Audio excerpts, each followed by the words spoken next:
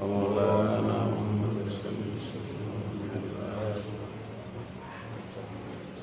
لنا فلانيا نقول من بيبن بدأ فعلا بدرس حاجة جارة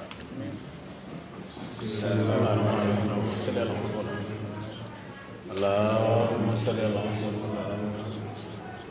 اللهم صل وسلم على سيدنا مولانا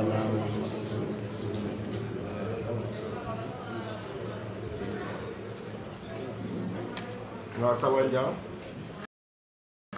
yimbe mo be nani kata ko mo be nonku ngani akile na be wala ala yusinu la ma nyaata de karte fa wala nonku mo tilina tilu la to da na ngani yo mo be ko ala di sunna ma sa ko ala sa sabati sunna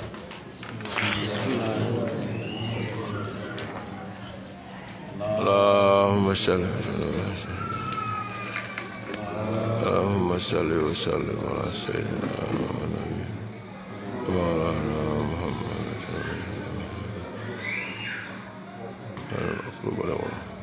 ya mbe jama be konton na momen be benta jang na bengo dalilo moment bi wala comme diaspora ko lu ngelo nyamen idal tamen na bi fanan nin kumu ala en bendi wolato bi dum ngamen soto jam bi men ya lon ko ilafte la presentational kala wolam North Carolina. We have our brother here, Mealonko Makam So, is the deputy chairperson of the North Carolina UDP chapter. We have brother Usman Manjang from the Atlanta chapter. Indeed, representing Atlanta today, we have Kasama Sise. We have Dr. Ahmad Skatel Jane, who is also a member of the Atlanta chapter. And we have Lamin Tarawale, who is the deputy secretary of the Atlanta chapter. Now, we also have from the GASH chapter, many alonko tolfanambela presentation o kala bi wala ila chairman o bijanne menkara Mr. Mafode Chamti, and we have their deputy chairperson menkara Salam Sanyanti o fanam bijanne bi, and we have Lalo Jaite, me alonko is the representative coordinator, resident coordinator of the Swiss chapter, Swiss group. And you have Sute Damfa from Switzerland, and of course we have the famous Yabinta Manka, of Belgium. Now also we have our brothers from UK. Many alonko Tolfanana presentation is going to take place today, and representing the UK chapter is brother Musa Jame, who is the Secretary General of the UDP UK chapter. So, Ninkum Wole Mbendijang, we have our brother Ambassador Ibumane in our midst, and we have Kemo Sise, the Deputy Treasurer, and of course Ahmad Sane, the Treasurer. Now, Komali Alonyame, we have a very tight schedule, and of course our sister Fatu Cham is here with us, who is a senior member of the executive at the Fanamben Fejane, and we have a very, very tight schedule. Most of the executive members are not with us here today due to the nature of things, because we are in the crunch time, and everybody is busy doing something for the party. So we cannot have everybody here. We would have loved everybody be here, but notwithstanding, they are with us in spirit. Because the UDP has always put great emphasis and respect for the diaspora, and they've always appreciated the effort that the diaspora is doing for the party. So, ku benda jama council to make sure, diaspora representing is given prominence. But coming nature benyaming, even now we're having a meeting, and from here a lot of people will be going to those meetings. without much ado, probably, saying much, what I will do is probably give the floor to Mr. Makam Sow, who is the Deputy Chair of the UDP North Carolina chapter, to make his presentation.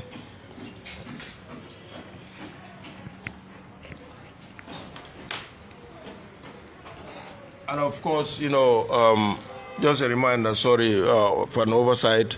We know the folks, any team here that are presenting today, this is not the first time they are doing their presentation. And we need to make that very clear.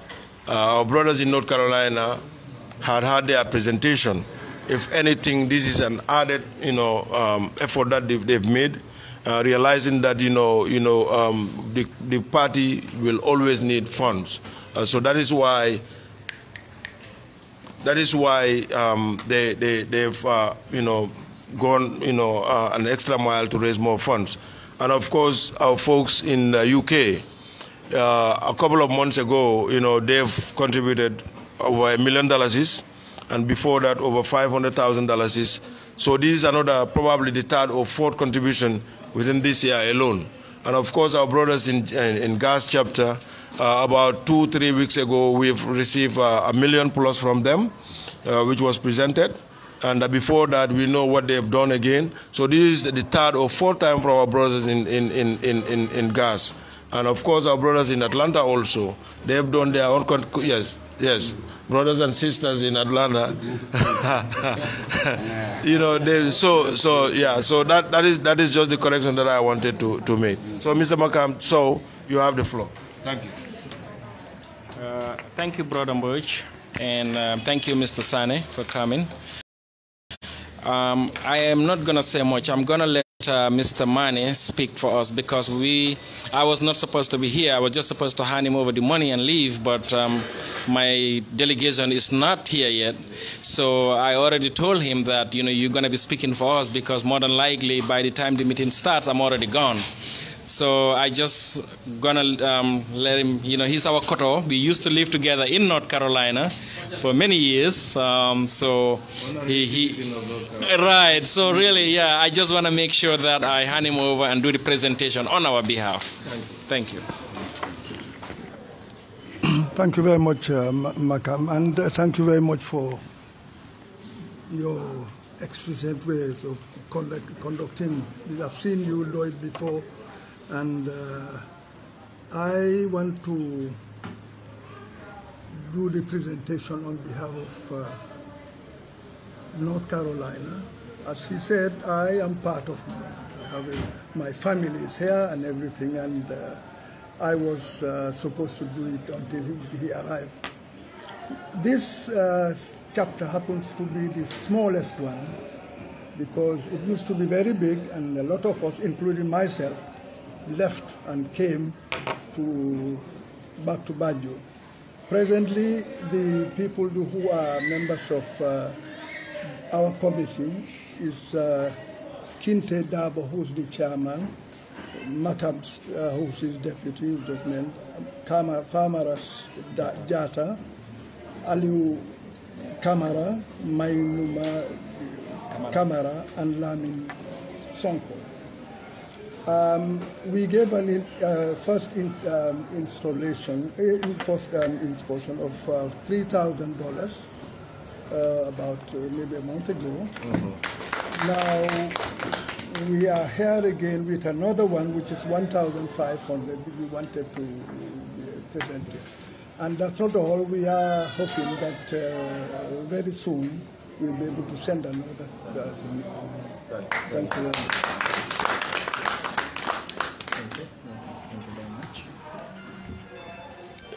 Thank you, Ambassador Mane. Our brothers, I know the dynamic in North Carolina. I've always said, if we can have a chapter in North Carolina where Alkali Conte is from, that is a big blow to his ego and the efforts that, because they've always, promised Barrow that they own the diaspora. So if we can have a chapter in their own turf, that is huge. And I always believe, even without any contribution from you. For the fact that we have a chapter in North Carolina is enough for me. But thank you, and we cannot thank you enough for this effort. Without wasting much of your time. I just want to add something to that. When the separation started happening between Barrow and UDP, I've always made my position quite clear. I went to the president and told him it was a bad idea for him to try to do whatever he's doing because he is violating the agreement he had with his colleagues and stuff like that. So, I knew from there, after meeting him, that he was going to run for president. That was just within, maybe 7-8 months into his presidency. So he made it quite clear that he's going to run. So when I went back to North Carolina, I coordinated with the guys. I said, you know what, we have to form a chapter here. So we did that. Actually the contribution here is, some other community members have contributed too. So I can assure you today in North Carolina, if there was a vote there, UDP is going to beat Barrow hands down. I believe So so. but it is what it is. In life, people, move around, do whatever they want to do. But just wanted to add that on top of what you just said. Then thank you, Ambassador, for your effort. Thank you, Mr. So. Like I said earlier, if we can have a chapter where Lamin Tunkara is from, where Alkali Conte is from, that is huge. Yes. So without wasting more time, I will call our brother from UK, Musa Jame, who is representing the UK, the secretary of the UK chapter, to say a few words.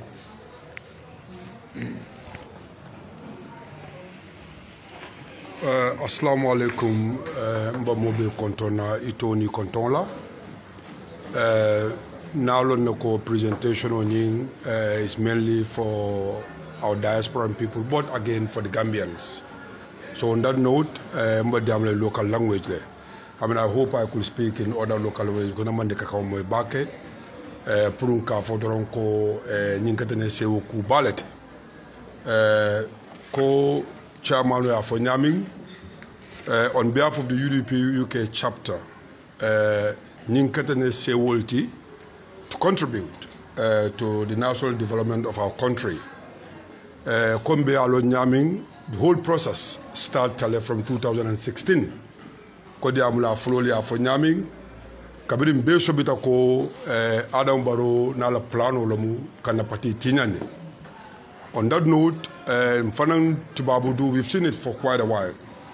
Namum Folom Ko, we need to prepare ourselves because UDP Konalo Nami historically from NCP coming forward, na party in Kabalum Fongol. And the main objective that we felt as diasporans, Malla Finina Masakunda Sita, any person, single person in Anang, to overhaul Kana Party Mara Adiata Nyami because of your financially. So this is something we are in a diaspora. We felt we have to do what we know.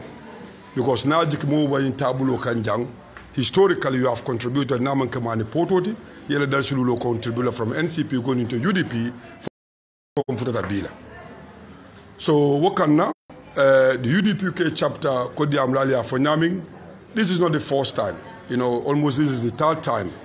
And along the line, Namako Rulfanan Kele, to different institutions in the country na kafujamal makoele on other projects muli alon ko na kala joske UDP sembentu yandi na vessel sanne di na contribution ko towards borehole tole with so many things muli alon ko nanta kala on behalf of na chairman Lamin Konate, who is presently in the Gambia, nyinkata ne sewo ballet purung na ma baby ka tandi UDP you can call bela ko all the money that have been raised for this political campaign na beki na Gambiale na account obviously ale kodo kodi keje abeba nyimbanko kanne kapati supporter kan so wokan namba fulala la baraka yes maybe at benna nyina we will always come back kona fale nyami until we are on the ground Gambia no lunjuso latale anu lefta mobe aswala ko na kodo kodi bondi from the diaspora is been spent and is spent well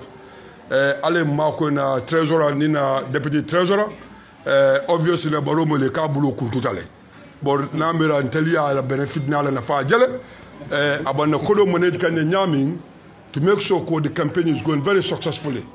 So we are tandile ko UDP intelta nimisala na le banko dina mansa kundala alta nimisala parce que molle bije mulan ko da very responsible.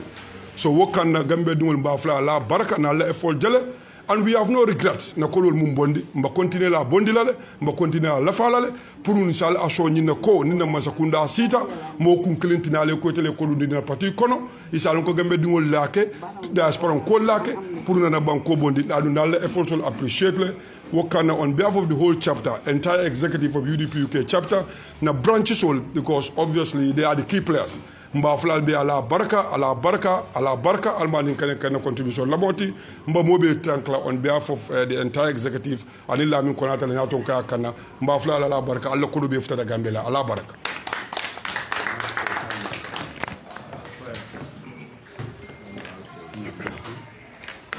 Thank you, Brother Musa. You know, I know how passionate you people in the UK are.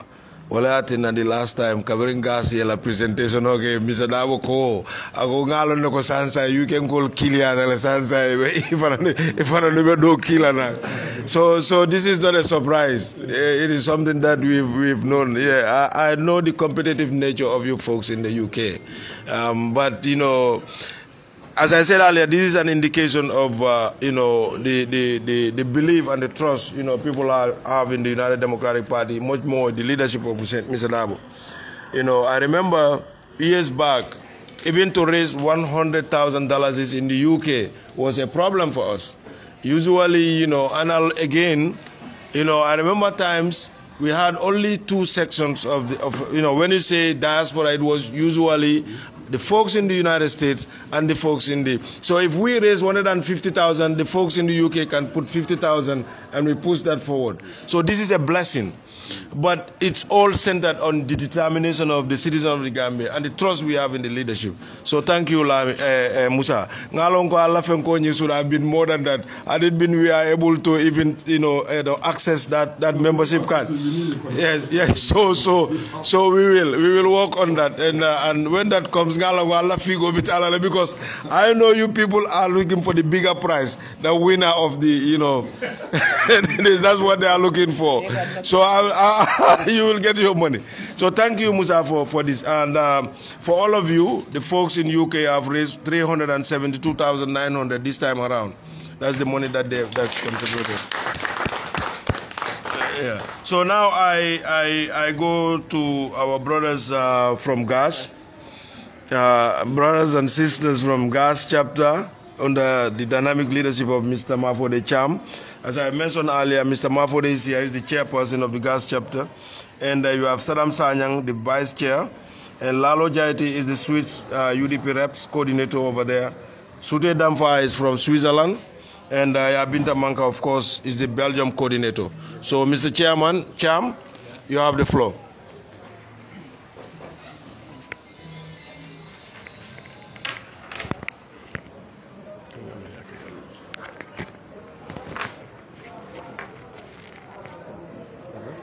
Assalamu alaikum. A'udhu billahi minash shaitani rajim. Bismillahir rahmanir rahim.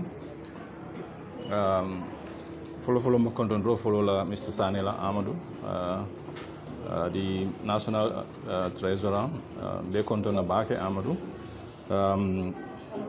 Ba content saying la Mr. the former ambassador Mr. Mane. The fana content na nimbe motobi. Amadou na secretary ala assistant minkata kemo be fana konton na nimbe moto na diaspora chairman Boj nin konton ro moy fana talati ite mum be la diaspora alfati konton ro nin ba dilan fonctionnaire mala Dr. Diane te fana bam fe janne Amadou Diane jamaaya long Dr. Skatrat Diane la fana konton na na colleagues from North Carolina, Minketa Makamti, and Ambassador, again back to you again, Ambassador Mane, and Makam, equally from Atlanta, Kasa, aning Mr. Manjang Usman, aning Mr. Jawara, Alfana Be Konto na nyimbe ngoto, Trawale, sorry, Mr. Trawale, na colleague from UK, Minkata Musati, Womu, na neighbor, good friend and a good competitor, Musa Jamme, greetings to you, and UK chapter Fanabe, Konton and Nimbeola, FC Facham, Bar Muso, Nimin Naranyola, National Executive Member, Nanyolu, Woleketa, Yabisti, Yabinta Manga from Belgium, na Vice Chairman Saddam Sanyang, Lalo, our country coordinator for Switzerland, ani Sute Fanamu na membalti ni alonko atafana bata Switzerland le biya fanaba ma biya dem fejambi mboj e ko nyin damutani min na wolom competition oti nyin competition o nyin ndol in the diaspora nga harmony soto baake within the chapter sol konole UK, US chapter sol bumburungu pe, especially Seattle, and GASH chapter, we nka competition bale run ka fujamale ba the maximum amount of support dealer patiola. This time around, we are copying Seattle and competing with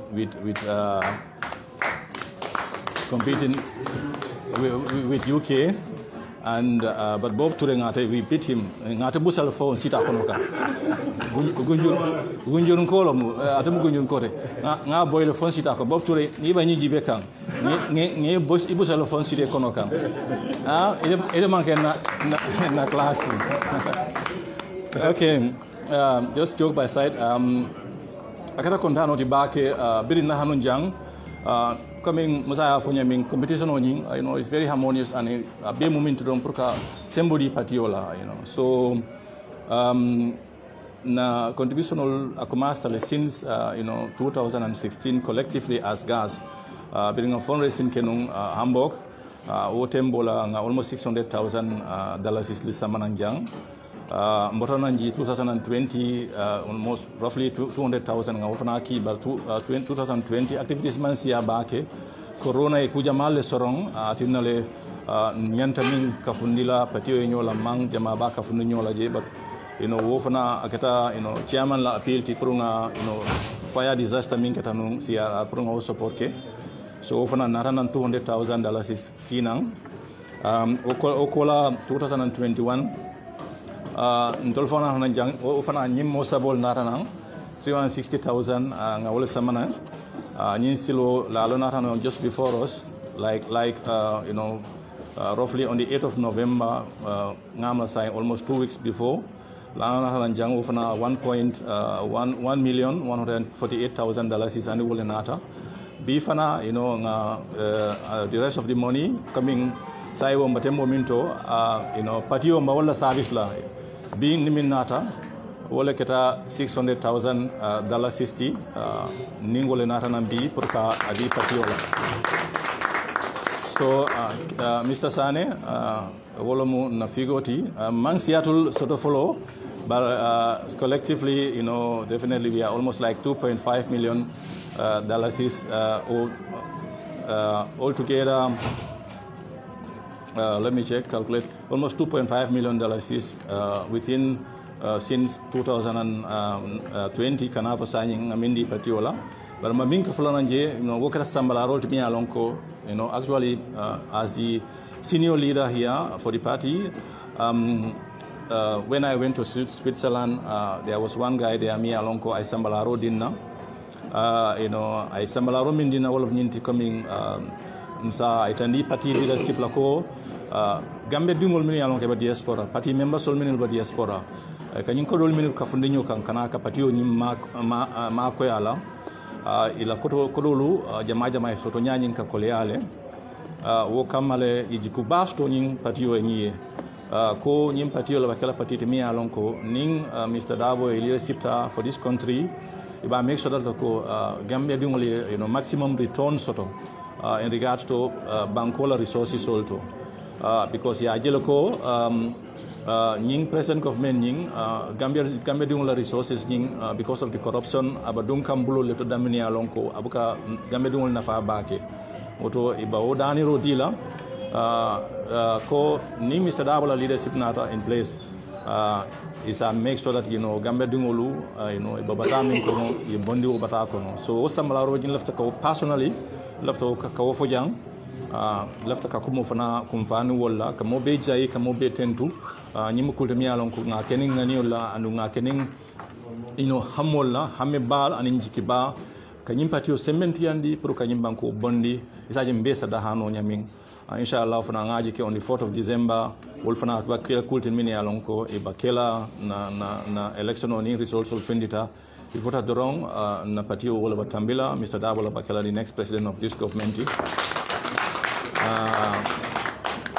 nka kuma kan dan woto na tenten mamin kum fal do wala flo ka camera ba fana tendu ka jayi atemi alon ko most of the time nya hanan jang on the diaspora tel can supply information ola partila information only maximum capacity mi alon ka futanto la is through camera ba UDP TV and media ke jayi ke tendu okay final presentation of min fana bambulu jang Mr. Sane na gas member solo initiative dolo soto it was a short notice information te fambiri na hanan janna kalamta na flagman eka fay minka Mr. Dabola Gambian flag mota at every event ma tolo nak anyway Umar Sawane gena ye initiate le pour ka ka content ka support ndi ka encourage with an amount of $11,500 so wokoro wo madila na sister la Facham Kuru Asadi on behalf of GASH Asadi ila isa itandi Mr. Dabola isa aftandi Umar Suarel Sawane Umar Sawane sanyin kono nyuftandala $11,500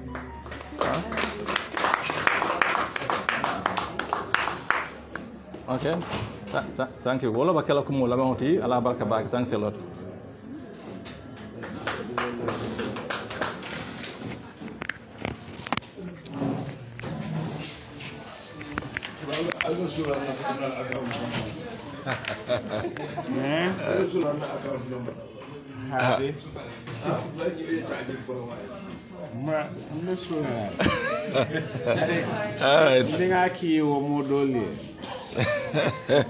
Thank you, Mr. Cham. As you've said, the passion, and the commitment, within us, and the friendship relationship within, the Gambians in the diaspora, but most importantly, the UDP diaspora, is very unique, and our bond is unbreakable. We've become like the same mother and father, and most of us, sometimes ninga nyoje akake the first time ninga nyoje, and over the years, we've developed relations through, phones, that's how we related to each other. But alhamdulillah, and this is unique. It's only in the United Democratic Party that you can have this kind of relationship. We've all become brothers and sisters. We can stand and fight for each other along the way. So this is very, very unique. Which is very, very important. That message is a message that is across the board. Because ngamelom fana mea lonko wale mutonyati. Gambia dingole ni aje bela nyim na fulol beta la ibe bondila. Yake jikole kama. Ye jikole soto kavo komenko ni UDP government sita. Fengove ya lonko ngalo nefananko challenges are here. Many are lonko sometimes to overcome that is going to be a little bit difficult. But nonetheless, nyimbe mu jikolete. Ni aje tubabu dube koleari nyame. Sometimes when I talk about these things, I become very, very emotional. Because the sacrifice that these folks are doing in the diaspora is immense. There are a lot of people, they lose their jobs. But nonetheless, Ninko Kodibondo, what they go to the extra mile to take their little penny Hanika dolbije hanila bunjo fango ika skiple just to make sure they fulfill their commitment to the party. Adu wamanke nyindi komenko kukotele beje is because of the hope they have kabo komenko ni UDP mansa kunda anata. We will fulfill most of the promises that we have for the Gambia. We will alleviate Gambian conditional. And I hope and believe, Kabo Komenko, this is something that the UDP leadership is taking note of. I have no doubt in the ability of the leadership that we have to deliver in all these promises that they've made. But nonetheless, our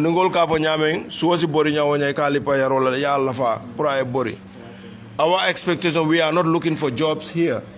Majority of the people, they have their own jobs.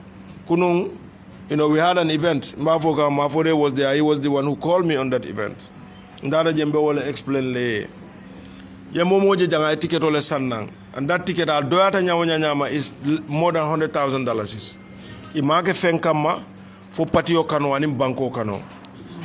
And the hopes they have in the party. And mewe farambe janga be ala doko le filije. Niya momo jube ala absence in their job for a month or a week or two. What is over $200,000, $400,000. Obemu muneti patio kanolem and in banko kano. So I hope and I believe that the leadership is aware of this and they are taking note. Kavo Komenko, we have great hopes, and great, believe Kavo Komenko, they will deliver on their promises. So Memenkala dung dari time wata le wolem se na Atlanta call for an kumandi. The chairman of the Menkela brother Usman Manjanti, and sister Kasama Nim Faram Bejanne, Kasama Sise, Agonkana Kasama Ding. But our brother Dr. Skatel Jane is also here. He's a member of the Atlanta chapter, and Lamin Tarawala is the secretary, deputy secretary of the Atlanta chapter. So without much ado, chance the brother Usman, I presentation. Thank you very much, Mboj. Be contondro follow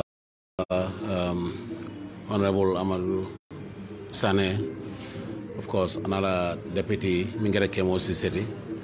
Mem fon kotoma kontonna Ambassador Ibumane, kotomalom bi na kabilo konatelom bela kebati. Ben nkafunyol ninkuke nyolu nkanonte olumba mobe kontonna. From the GASH chapter to the North Carolina chapter and all the other chapters in diaspora who came before us and who happen not to be present here today.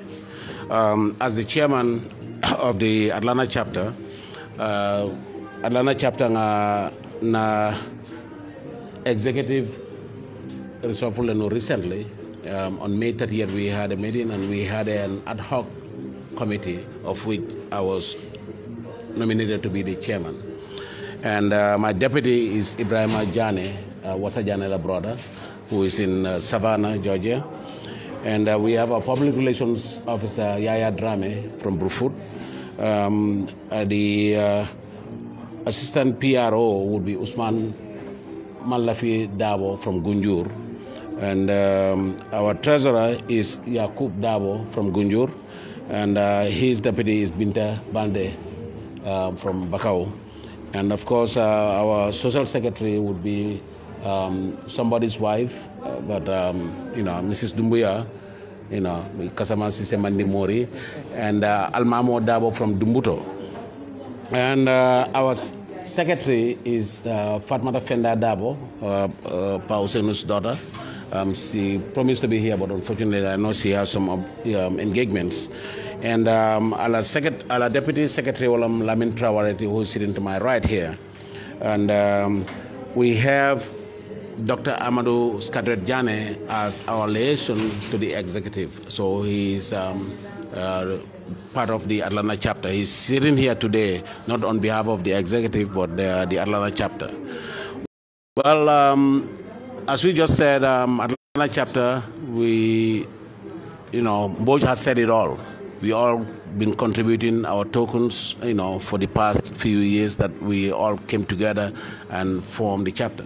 Our chapter was officially formed, if I may be right, in 2019. 2019. Yes, and since then, thank God, we have been sending our contributions in cash and kind. And we do have a lot more coming up. But today, after thanking my colleagues, because this is not an individual effort, kafole ka doko ke anu kafole ka kusa manonyato. Diamulali mimfo ya banjele. Mbenga jikole sotoko. Inshallah, rabbi ala kiritala. Next week, in a week's time, by Sunday, we will all be jubilating and celebrating the election results, where Alhaji Ousainou Darboe would be elected as the next president of this country. And inshallah, after that, we jiko kilingolam drong dia molale min fon be sela nyola kumola kan drong dodo min nata dang min ton bebe sirin tabulo jam mo be do ko wala be dabing anu kilimam pare kila do ko bulam be tembo minto pour ka fa ko mbar nang bari banku do ko lam anu through the collective effort wotolen senyim banko sambano nyato and the contribution through any kind will be continual for FAO.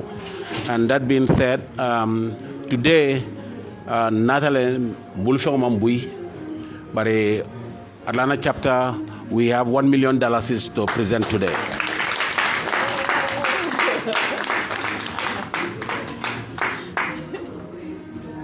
Amoyo diata alhamdulillah ala tentulam. Ma anticipate nu ko ala baya futan la nyin temboto. But coming after nyamin wrong, tomorrow but inshallah rabbi, we do have a lot more. All put together, but unfortunately because of the time constraints, laftaka youth empowerment ning kasementu and kendeke, whereas we can work with Kemo Bojang and Mutsabali and their team to help out, but unfortunately, before I wanted to come with some of these items, but unfortunately among possible no because of the time constraint. But hopefully be a bemo puru patility kapati and the binala inshallah rabbi. Those are going to be additional stuff me min fanan feka. Ning just very sio method, diam fongan kebal so diamo. Kamaraba ye tentu jane jay mfanambe tentu la me jay la. Mote jola no. Ila effort ndolmimbe diaspora nga jele anu nga appreciate le fatamita nanela.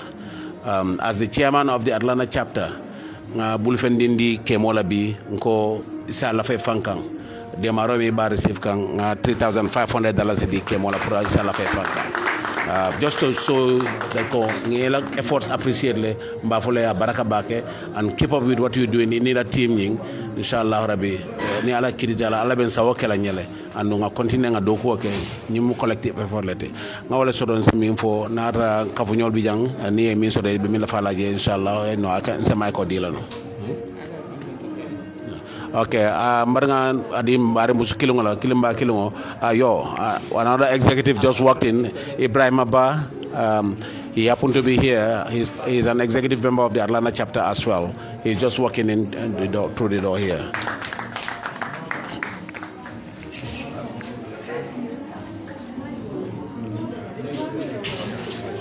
Assalamu alaikum. Mbe molbe kontona. Mbe Uncle Amadou Sane kontona. Kemo Sise mbe kontona. Ani diaspora chairman. Mboj Sedi kan mbe kontona. Komoli afanyame ntena diamo tesiala andate jamfala. But lafta nyine re-emphasize la ko. Ntol UDP Atlanta chapter. The chapter is not just here pour Kajeko, but Ousainou ya win as a president, and that's it. After now winter, what to found because we, like Usman said, the chairman, we have projects that we want to work with the youths and women. So, but Ousainou winning and being the president will not stop us from fulfilling that. We're in this for the long haul. Ben colleagues ñol be tankla mbafla ala baraka ma fode lalo Saddam Fatam, thank you so much for your tireless efforts. ala barka. Thank you, Kasa. Just kanna kavunyol kalamutandi ku dantan la miliyan ko tambita. In 2019, Lord Mayor Rohey Malik Lonata visited in Atlanta. We went with her all the way to Savannah through the invitation and the hard work of Dr. Jane. And she was even nominated to be honorary citizen for the state of Statesboro, where Georgia Southern University is located. And she met the council members of the city of Statesboro, and of course, the mayor of Hinesville, and of course, we had several meetings in Atlanta as well. Through those efforts, we were able to send on her behalf a 40-foot container of books that was sent for the National Library in Banjul, and we initiated to get medical equipment for the RVTH as well, or Edward Francis Small Hospital. But unfortunately, the COVID hit right before the chairman of the hospital board and the secretary, Mr. Ndong, we are supposed to come to Atlanta for that visit so that we can facilitate that. But all these things are efforts that are on the way, because we was looking forward to get another 40 foot of medical equipment sent to improve the standards and the condition of the Edward Francis Small Hospital. But come UDP government, these efforts are going to be in multiples, and inshallah Rabbi, we all going to continue to work hard to make sure that we get what we need for this country to move forward in the right direction. Allah barakabat. Yo, brother Usman, thank you. I know that the folks in Atlanta did not make a wrong choice in having you as their chair. So this was not a surprise to me. But to close up, I just want to thank the entire diaspora, especially the leadership of the diaspora, because this is just possible through your efforts. It's not me. As I always said, in Misalfe, I don't have people like the Makams, the Musa James, the Saddams, the Mafode Chams, the Lalo Jaites, the Usman Manjangs, the Kasamas. This is not possible. At the Kenola. So what I think always come down in Gambian old Bulu, because ni manka UDP. UDP is Gambia. So until ka fengo fen kata UDP and ka kata Gambia le. What I think always come for Walam Gambian obe daoda ye bulo la suto tili. Because ni mwala sembolati. Allah kato for albe kato menna for da Allah sake akato nye kontine al kanal symbol koto. For al ka bondi symbol mendo Allah sa wo menda al bulu. That is one thing that I always pray for. Ndete nyin nola Amadou Sanate nyin nola ke moto nyin nola. But through the effort and the belief that you have, well, I think that this is possible. So ndengamira, not only the UDP, but Gambia Allah juloleme Gambia mume obela. In the first instant, covering UDP diaspora law, 1997, the first chapter was established in 1997 in France. And in Bitema, walayatina kabirim baro loda e kumo for diaspora and kolma. Mostly I've been told UDP diaspora. But I'm for kuma wala long. Because now I long can member and I bought a call kalama. At a manya na fem for la UDP diaspora. Because nyim banko B nin ni bala. Diaspora le asabu. But most importantly UDP diaspora. Inka diaspora be fole. But the UDP diaspora. Because Ntola Kelo with Jamme was relentless.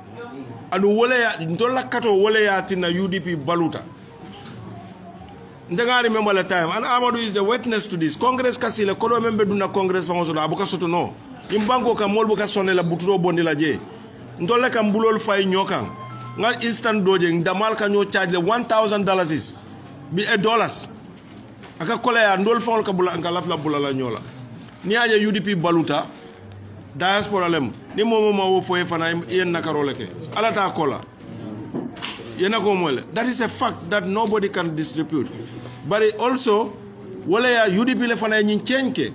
So wala ya tinna nim barolo da reka kuma fo moluma ajube doro Kabiriko UDP, Kabiriko 2016, diaspora, the entire diaspora was able to raise $4.4 million. Yawo Damale raise. But the UDP chapter killing Damale was raise. So what you made? Could not found majority but the UDP callable.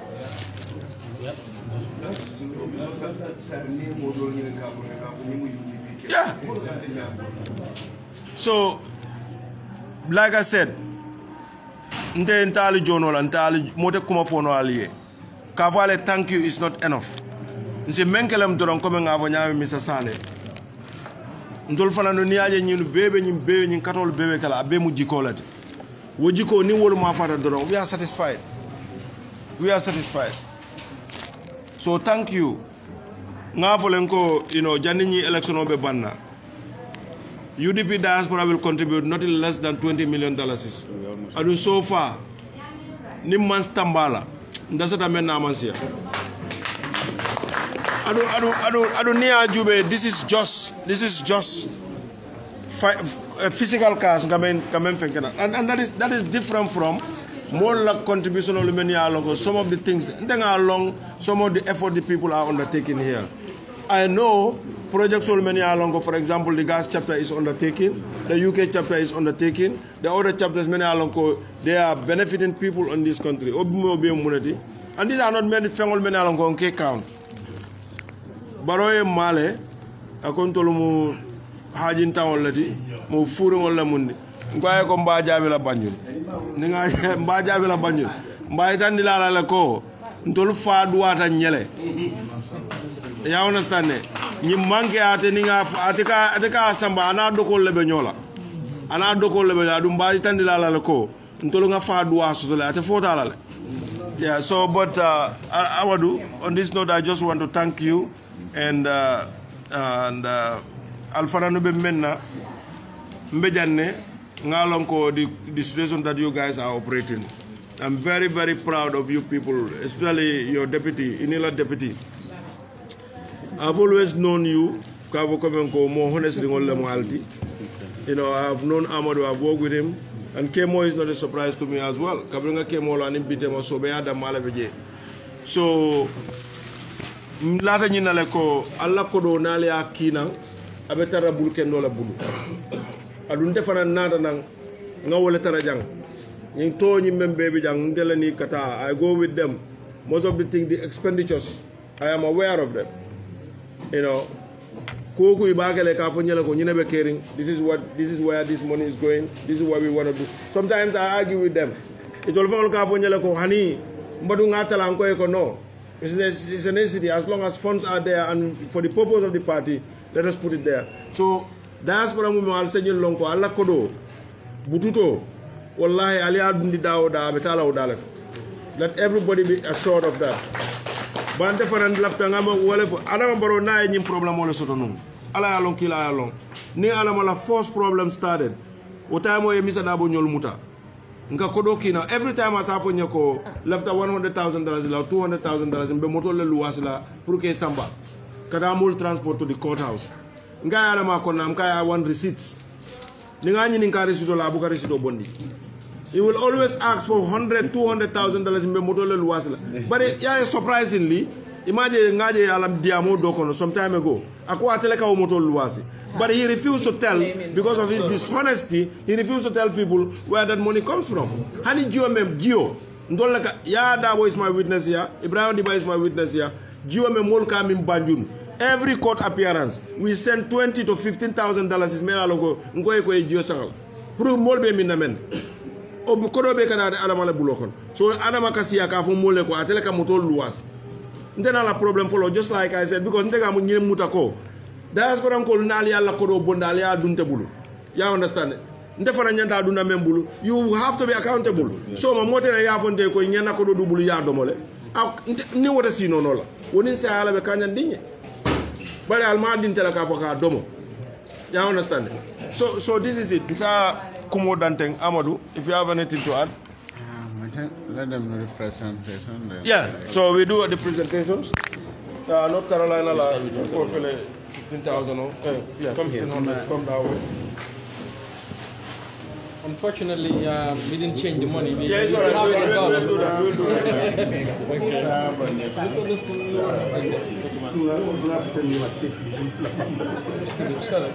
Yes. Kamaraba, you guys are taking shot of this. Yes.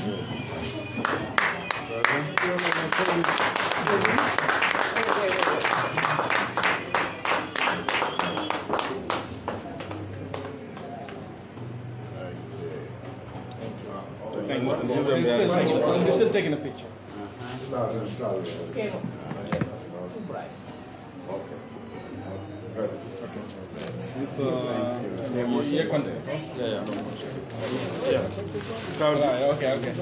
Okay, great. So you can also show them your receipt.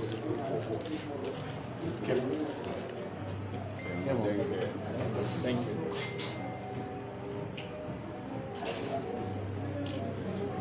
Yes.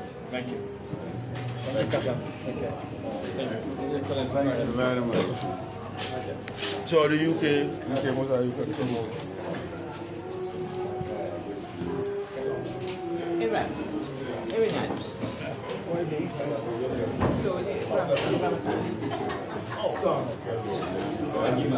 So this is from the United Kingdom, the UK chapter.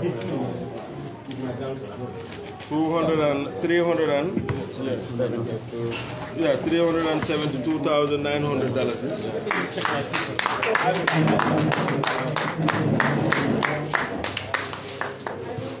La receipt. The receipt. Yeah, that's the receipt.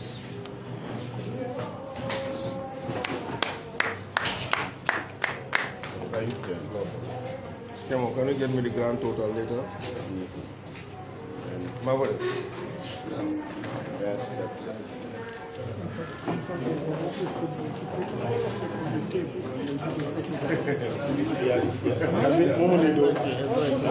It's okay. When we are ready. We can get people who will ambush.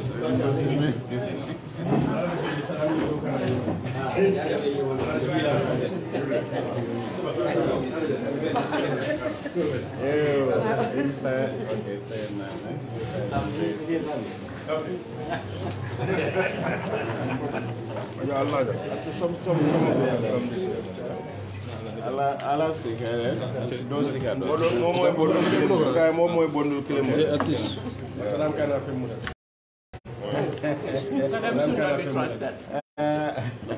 He's coming, but he's close to me. Don't worry. Don't give him a lot.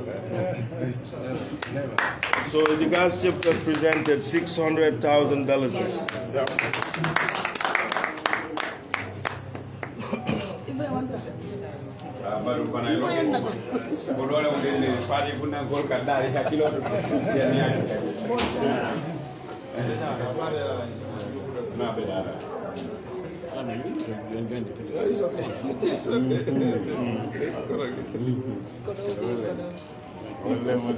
All right. Let us go. No,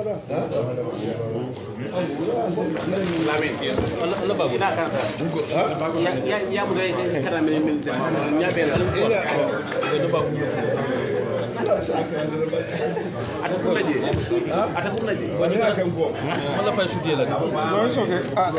Now I shoot no problem. So in front of Bagole. Bag it together. I have some more. Yeah. Thank you. Right. No,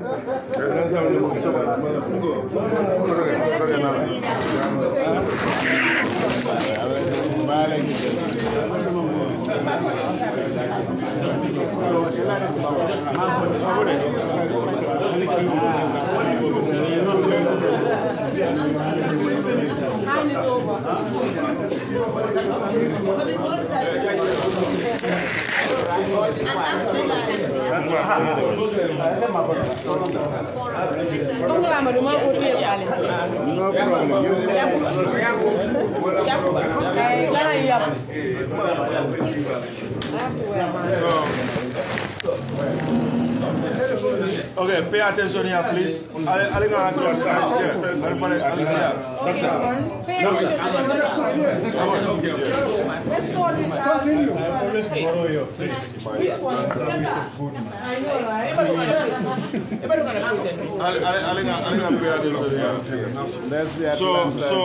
this is the $1 million is contributed by the Atlanta chapter.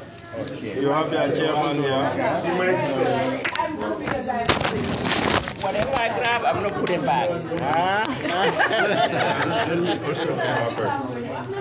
Scarlet is right beside you. This time I'm giving you. So $1 million is from the Atlanta chapter. The ATL is here. Okay. Wait.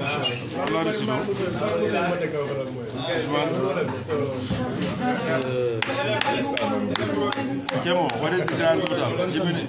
Kemo.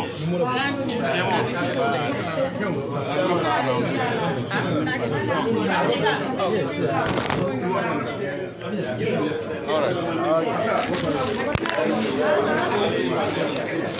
Okay, so Alenga Sivan Silang, because Amadou is there.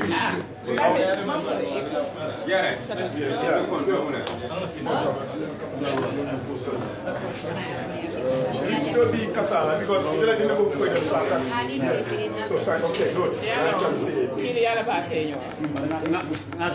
Oh, subhanallah, pulau pada bar. Alasan aku pulau bar. All right. Okay, so now no problem.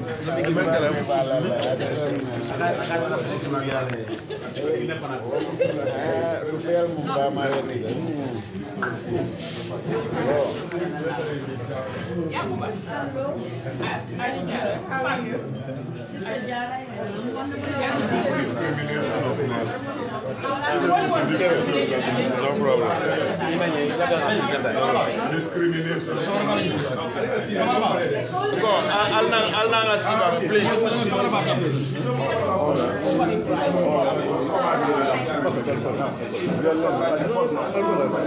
Omar Le.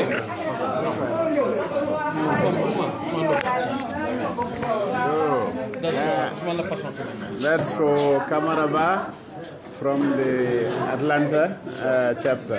3,500. From the chairman. Chairman Baraka Bag.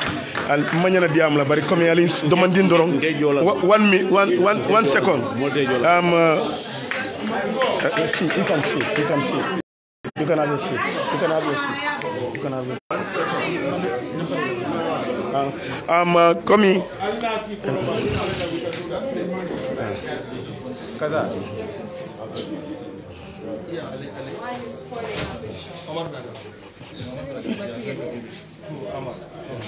Okay. Comme il lafta opportunité de talar no den dañala tarla behind the camera le bayrin fo nyamen drong ning chapter la chairman obe sirin drong ani other chapter solo ani na patiola alfalu e na communication na nyatun ko will be sirin jang odo abe hawla ma yala pour ngana drong ka faale ko a big thank you but am ga understand nal ko fo kamar babu ga bata hanide tubabu dula dar silulo I know the meaning of that. Adu Kamaraba official or Kamaraba himself, frère lebulo mento. Wolle ka nche topoto no, nka mano tuno suokono, nka na bungo jono, nka fendi no na dimbala. So hakilo be tenko in that time. So ibaje ko woto, I have no choice just to give all to United Democratic Party. So Allah dal silulo kurka wo sodo. Gambia dal silulo sodo sona da tele dal silulo. Ni lafto lonna indela jambe dunka sumia kono. Yeta official to molka let nyame atel mul yalon ko galas wala kaji adal kata o $5 wala noma so nadele dal silulu tal yake entel la koto al yamira kavogo atel intele be do kuba ke no it is you people so ntenga atel le jube this is why I took my challenge and I'm going to do it right to the end so my boss ifele Kamaraba official nyine wa nyarti jandron bara jama be all the time. Coming up from Yaming, na family, everything, 100%. Diaspora Kante, Makwe, Taninjang, Kamarabanyinta. I'm not working. This is what I'm doing, and they are the one who are holding to that. Next, we make a welcome for the chairman presentation for the flag man. May I long go GASH chapter contribution of $11,500 is for Omar. Is a Hanover Amadua.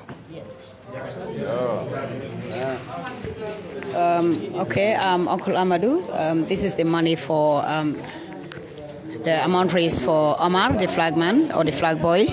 Uncle Amadou, we have to say thank you to the diaspora, of course, because without them, without raising this money for us here, we cannot definitely do the work.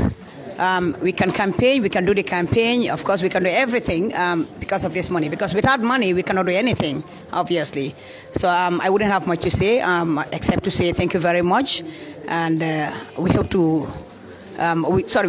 we also assure you that we'll make sure that we put this money into good use, obviously. And thank you very much. Thank you.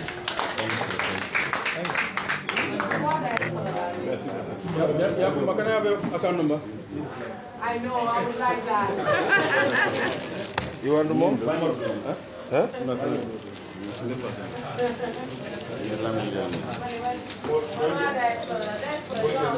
Yo, so say, Njemenke, Walam na treasurer, Mealonko is a senior member of the executive at Television B, so as a closing remarks on behalf of the party leader. Assalamu alaikum. Mbalbe kontonna, mbalbe tentula. UDP la chapter be membijam.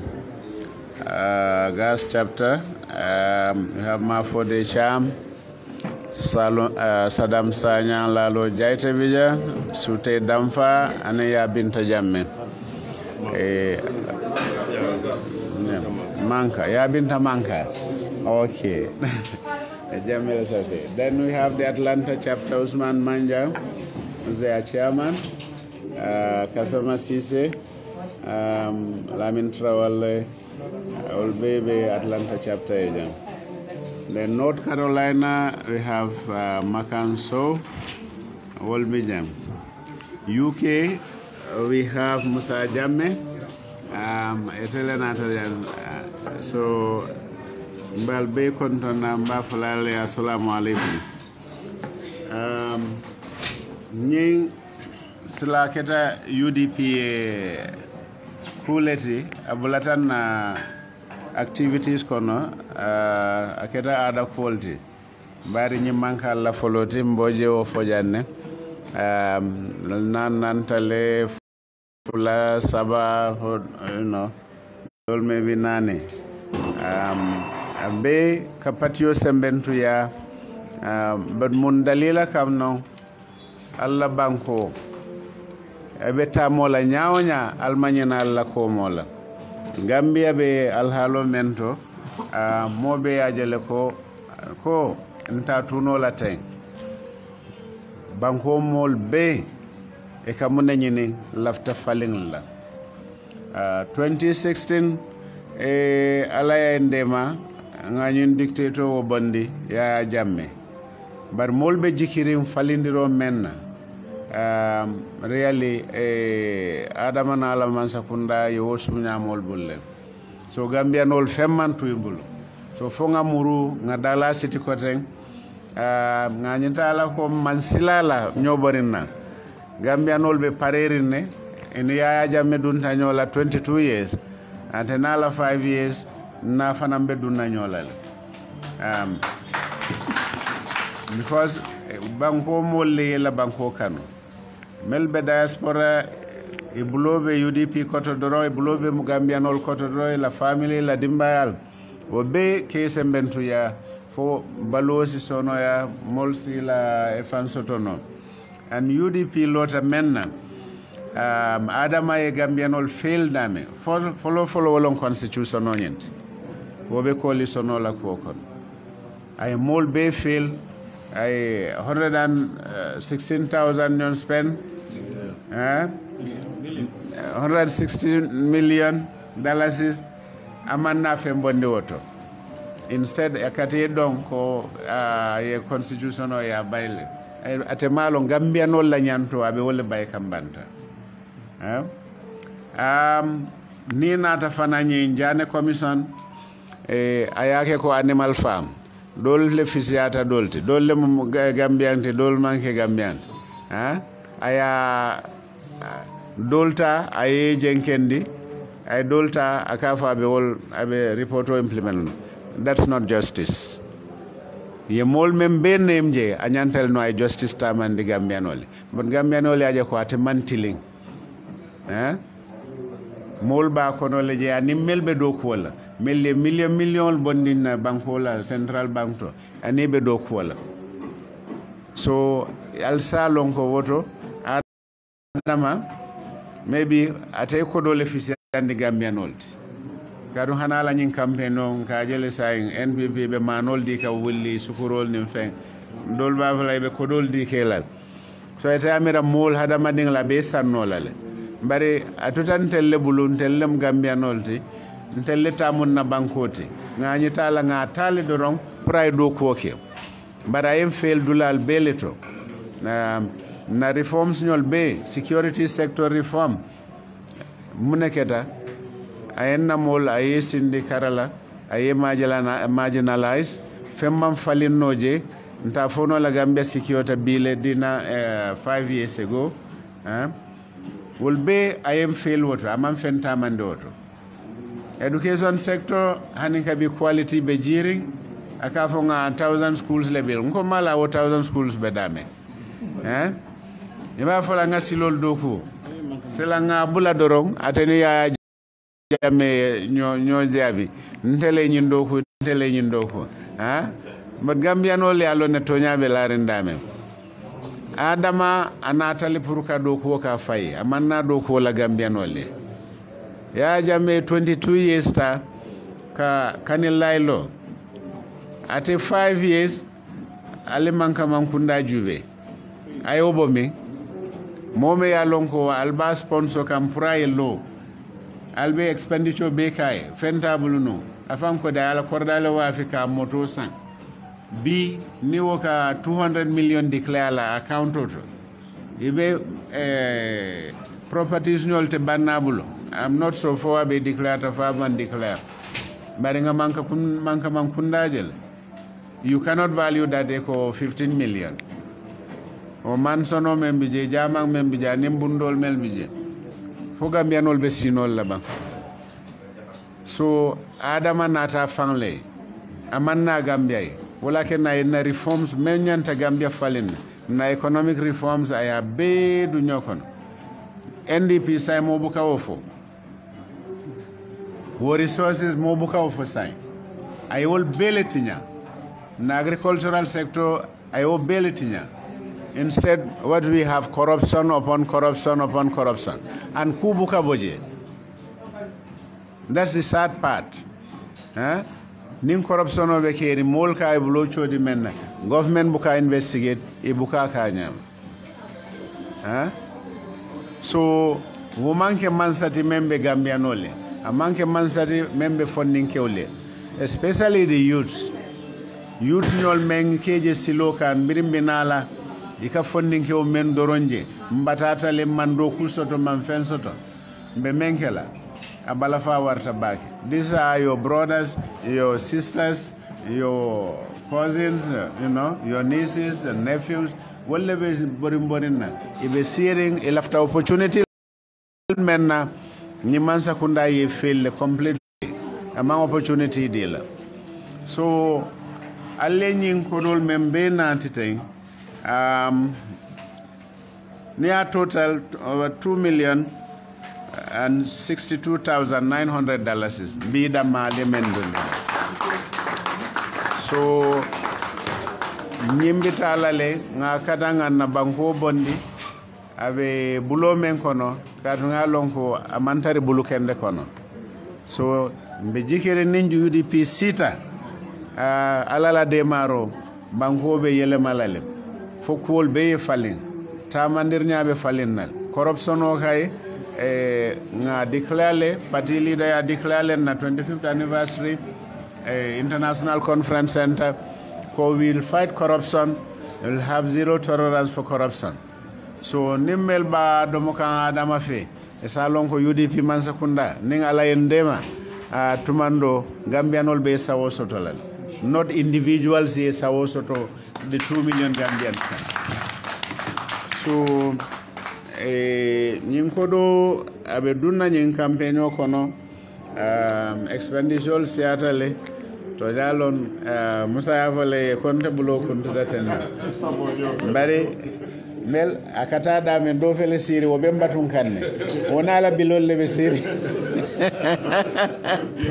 ala jurum wode I don't even know this mudu yaji so akana nyamen ka dunde wala to body in good use hopefully ala inde ma mbe si on the 4th ma mbe wulingata fay nyi mome mbe funtita ndukare kanasi be atayala o e ba folambita marseol to so manda dorom be rang si jam fa nyaaw nga munya dorom kilin be futalale mbe na carte o fay ningala sonta wino be kala e ba falale wiw dabo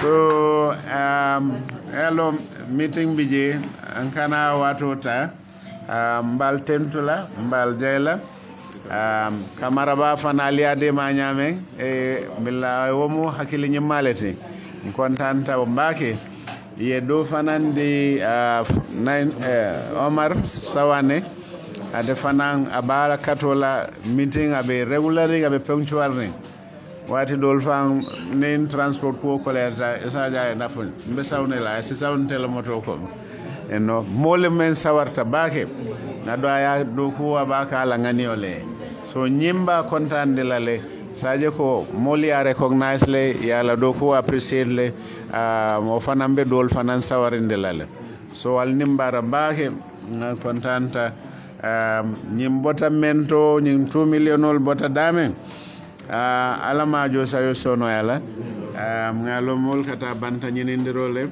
fo alasi nemo di albela se yurwa kale nanato momenti ala ende mayo kenye. Assalamu alaikum. Saya alinga al-fatihata. Alhaqatu buka okay. Ngapdan ya. Bismillahirrahmanirrahim. Allahumma salli ala sayyidina Muhammad. Allahumma salli ala sayyidina Muhammad. Allahumma salli wa sallim ala sayyidina wa nabiyina maulana Muhammad sallim taslima. Yo alhaqatu you know kambe kol kumpa dulala baranga mbare musol fanan je nata nyi bona na France la kodi kemo ka wala fo nyeteng so nse fana welcome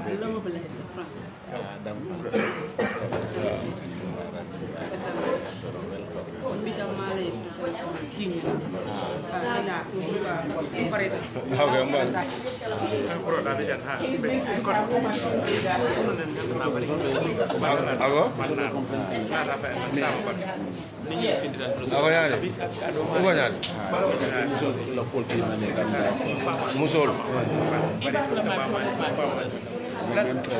my sister.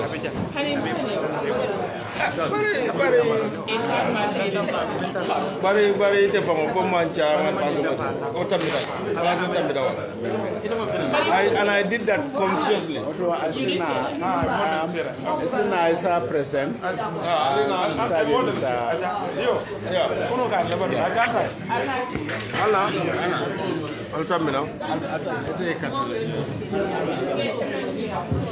No, Usman is a sino. Usman is a sino. Sit down.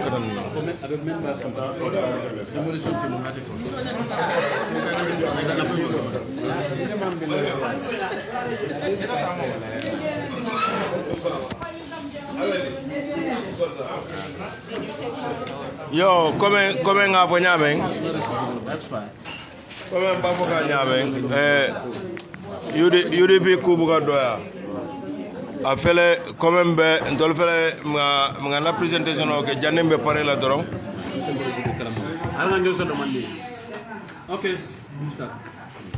yo comme mbabo ka nyame UDP kubuga doya a fele mboda présentation la janembe alfati taala doron modol fanandun tamenu keta na France in call and UDP France, especially France diaspora kogono UDP la diaspora France always feature prominently monea sabu because France leketa chapter follow to UDP kono.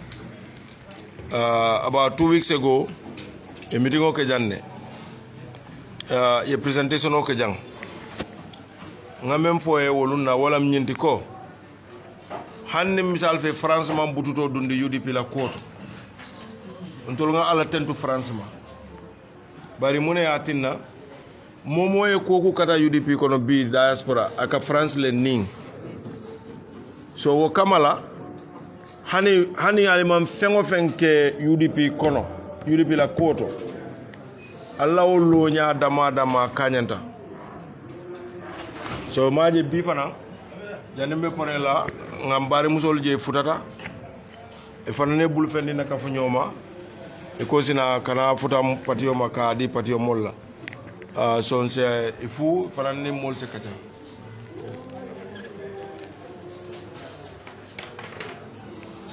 bismillahirrahmanirrahim assalamu alaikum jama'a muslimo be okay nasilo mo kayralati kayro nya alama ala ajidi comme men bo reja ñin diaspora kewol men bo reja nda na musolu ni bebe ku kilon kunna ñun fanam be ku kilon kunna ñin do mo jale mama nden ko yata let ñin na jalolam ñin do mo ajano dam fa da wara bade bu no kundal do ñi Okay, please.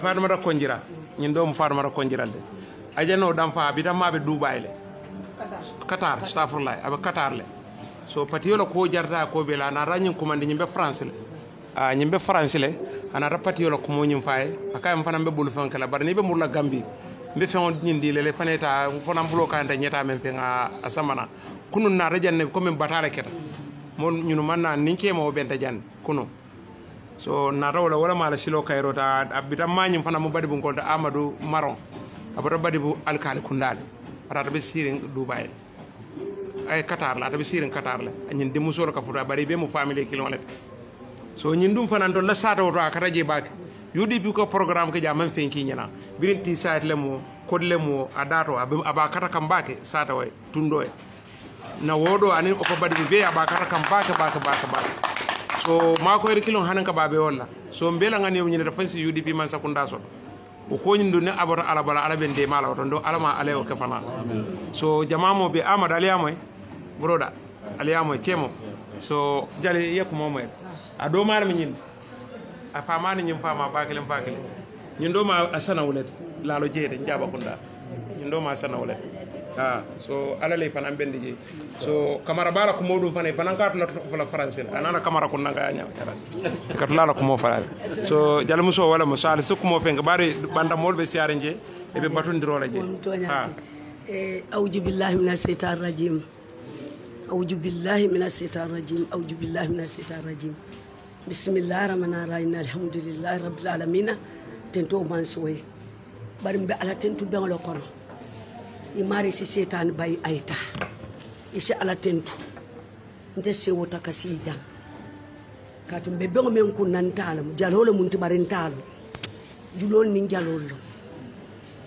iko dinga be la balo kadi bari men tole lo la balo kadi nte jalolo le kaf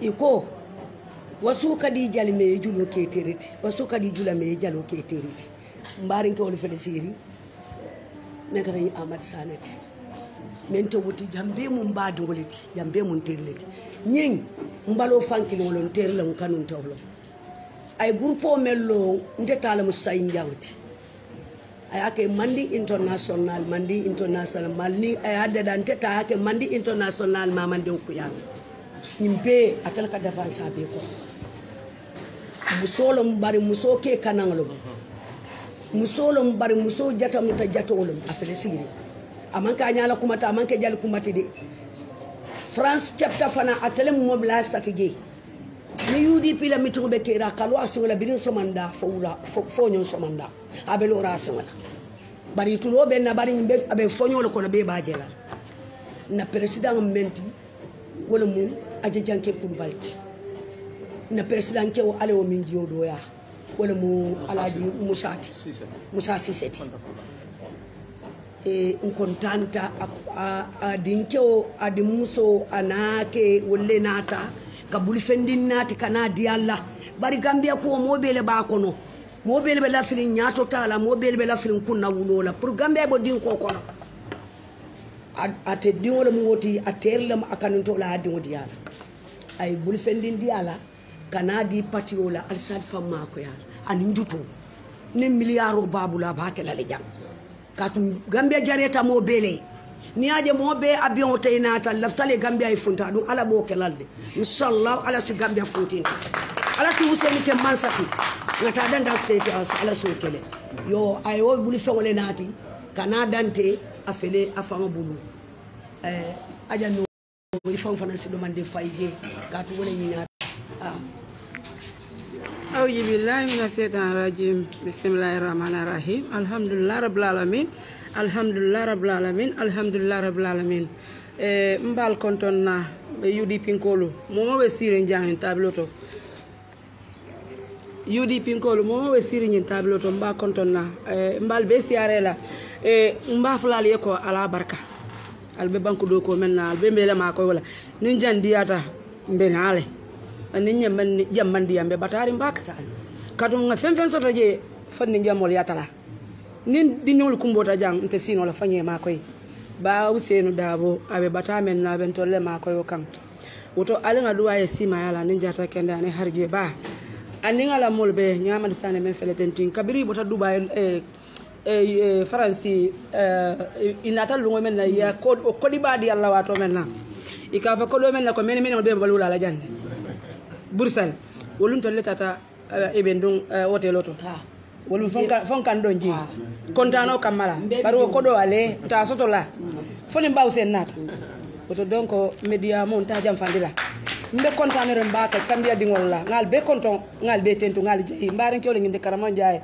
nyim mbaren kewlti kajali maron amadou maron qatar mbaren kewlum men na bul fengo be mbulo jang mbaren kewle ngandi musikili ne be mbulo alay wala dinna ngadi atala la mbe ko kuru ndenta amad ben noma ala fata kambia bo din ko kono mbe lafta wala atemu dula jamale moti alkal kunda yindi ya jajara be le soto mayamba be siri wolto yo donc sa be qatar alal de maroto anata fanya ko mbal fa salale ngamen soto yo anata ulta warula dinna kambia ko be akonyo ko ndemu note bank dingoleti ala wulta di note bank la ya kala sansi songati ala wulta di ba usenna aya kala lunta le ji songati men kana luwolu ala wulta lulo di Amad Sane ndim patiyo mo la ye patiyo ma ko yalla akonye ko ite fana ile mobilize ya conference chapter 2 yalla nyema koy yo ngak tisatu kemedila ifana sila mol ma ko yalla tisatu hayna na be de dakan tisatu hayna be de dakan wala yatin nan ko bi ngana nan mfa sen sabali ntol falem yo ala kiyama ni yakan bar kunu ya kumande moto men dia tamara mata ta moto kamma kadanda yo wala na mamma be no ata fanam bare ndingole mo amaduti ya dingole mun tafanati parce que nim fama musun ko fula dingole yo donc ala sawal saw karaman jaay nyim sute fala jang sute ya yele sute dafa yalla yelen mo jotama de mbe ngis mbe sembere ngine la ndokole nyenti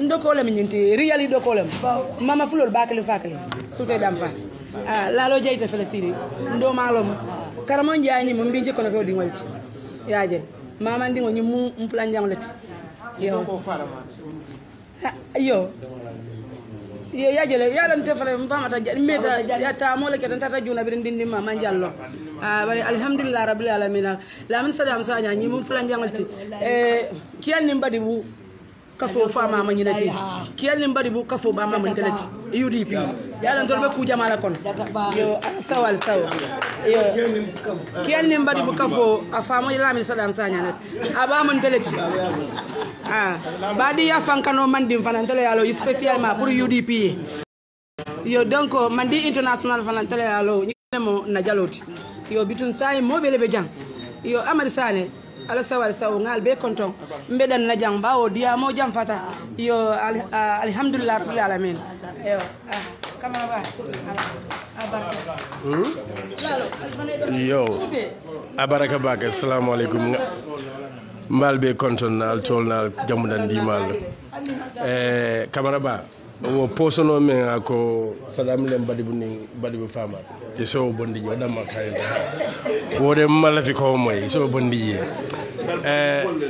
mbari muso ala baraka ntolu dal ntolu nsawodo ne fono bawo nyimpati yon tol danke ne da ko nyine be banko bondi la dinko kono momoron ni buduto keje o buduto barajo don ne be odo ningo baraka tentudo ko lan safo pati mo le Mr. Sane na la mul pour sin na jikol ma fagni o don na yat nan kake pour banko be na fa soto la nyamen mbe tubabu dun ka na falu men soto kol men beje pour Gambia 2 million people pour yo soto at least once and for all wala mo ngani yol bet so mbe mbaade muso na la mul be konton na alama alayal jo ndediamo jam fandela alaw mari alama alayal jo alla mbela na tole timma wala December on the 4th nga win ngata state house janke kulubali kontonye pa capital president okay frente mato ko ya ka kata bake janke kulubali na capital musol be musol mu jatole okay janke kulubali na mo mbaade muso janke kulubali ngamira moyle iba moyle ko fanan ye be to fo le jang ila makoro me ka ke France chapter la in UDP toya kan isa baraka anin chapter musol be France chapter musol be alla kata kol men albake kan ni altalla man so sonta United Democratic Party te tal jam fala non te nimisa lala ha ala baraka bak thank you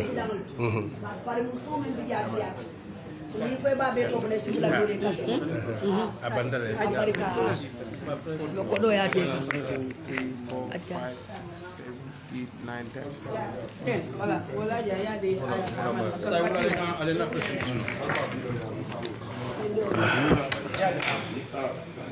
No, sama na jama. 70.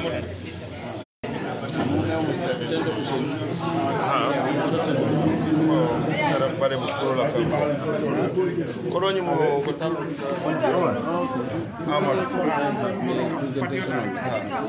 Na jabi dala Babi wultan yemo. So jari not banki wultan. Pati yo wultan. Sai yo dila ko ni sen sabal la not banki ta. Okay. Not banki ta sen sabal. Aba photo la. Exar para. Naja mafu. Sudah naja.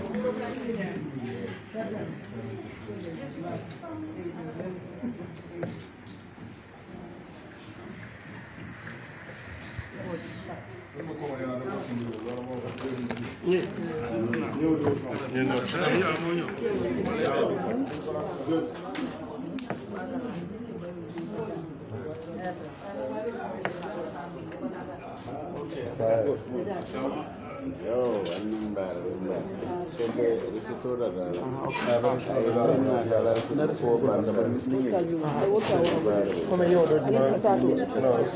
so the restaurant where is it number temporary listening number or temporary is it will be how much 60,000 no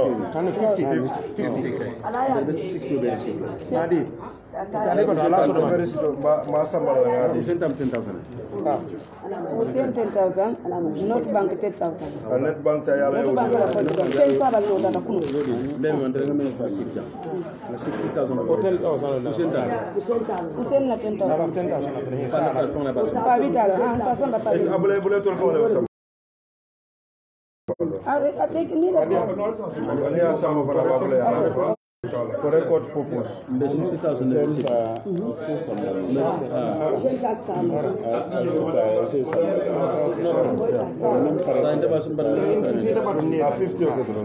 Just give them. I'll give you 60,000, then minus 10,000. I know. Same carton, but no. Bouncing from my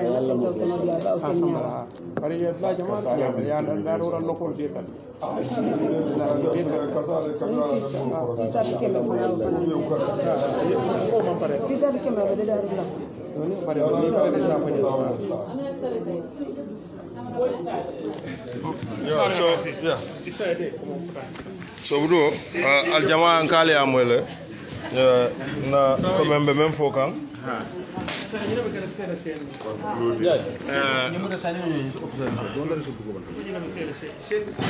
another $60,000 was just presented. That brings our grand total to 2,000,000.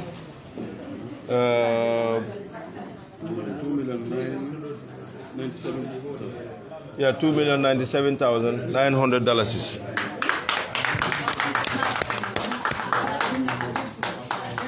Ngambe mbare musol fanan tentula anena France kol mu mebe ela katakuo fo alazin ko mbal tentula mbal jayla comme ale nyin simfanya men taten ñi men demonstrate wala banku di ya but also I made it wala UDP mol le tam UDP salo nole bibila la nsilo nole nga mol samana ko al kodo dinanga na patio tamande millions nin laftan sa asoto mol bulu bari na patio nyaton ko believe ta men na kabrim patio nyi loda anim bitema wala nyinti ko patio nyi mol le tam mol le nyanta patio nyi balundila ni woke na sama ninga banko ta fanan nsin sa wo soto no motina la ay lonkundo ko ndela nga nyindi la so be nyindi la nale ni aje baro man tara fambulu teng wala ya sab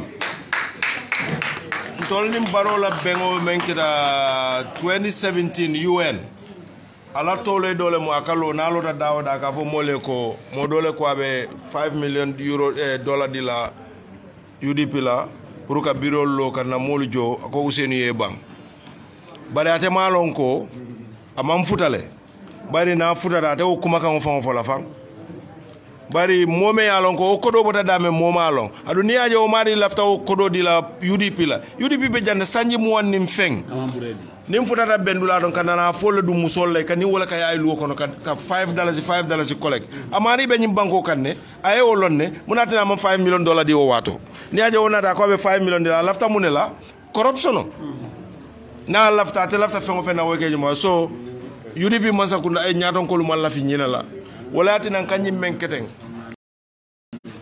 wala fana yatina UDP ni aja metano sanyi muwani fenga beten wala ya sabu biko mol la bututo bariko be wala itaro mol ke taro men do bariko be wala so foka mol tentu dron ke jay amadou ngalon science menken no ngal fatio ta siometa nsi al fatio ta nyimbe keta jiko le kan jiko nyim fo ala sa ma fa abota menu fanambulu Gambia jannem bang Gambia diaspora lembang Gambia diaspora mo bal dane la sudotile dukare mo be dunya dawda ni banku di ngola muti dukare ngambulol la wati wat nga na salol ke nga doye bari nyimbu ngani yolati mol faransa sinole ye bultan nim fulo la nyoke si ko dakel baniya ya mu ngani yola abota sembo men do fo ala se sembo nyi mendi ila abota jiko men kan jiko nyi si ma fanu fana inshallah bismillah Allahumma salli ala Allahumma salli wa sallim ala sayyidina wa nabiyina Maulana Muhammad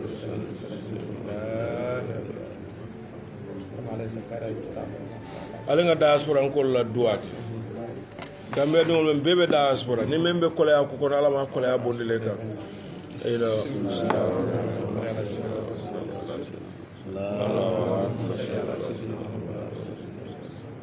Allahumma salli wa sallim ala sayyidina wa nabiyina Maulana Muhammad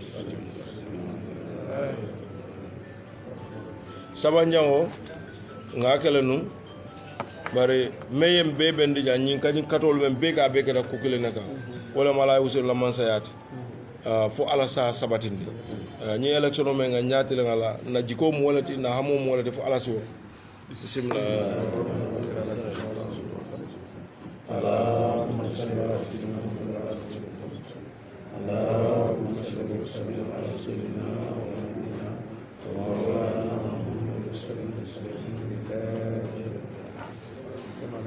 اللهم صل خير اللهم صل من تابعنا كلا yo baadiŋolu be moolu tentula be moolu jayla be diasporankol tentula be jayla e kata ku ñimma men ke mbe ngalo ne fadi de min fulon dron na fani baal mu ikeleti Allah baraka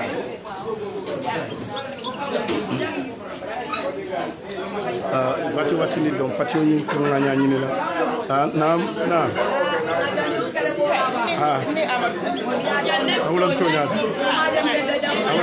be kontane denke ma kontona ala isara inshallah dama ala banna ka ko tana busure la to na jamani ja marbi dala be sara le bulude inshallah sara adin ke o Hussein tola adin ke o men ke ke buta siso tare Hussein tola ala mamma be do fana ku amin bari kam mi da bora bale ko inshallah inshallah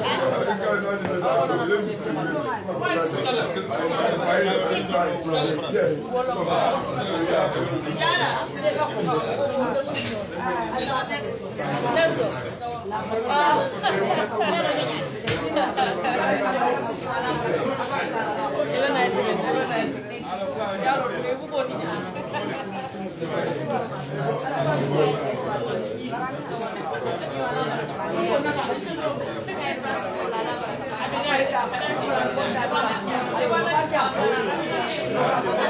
album kala alfa alta usul fo bi ya salo usul bi ya salo da alta jali ya jali ko bi ya fo ya sabiji alta bi wala na ko na fo da alta lu ko ma ala da lu ko ma ha sabiji ya ba sa sin salo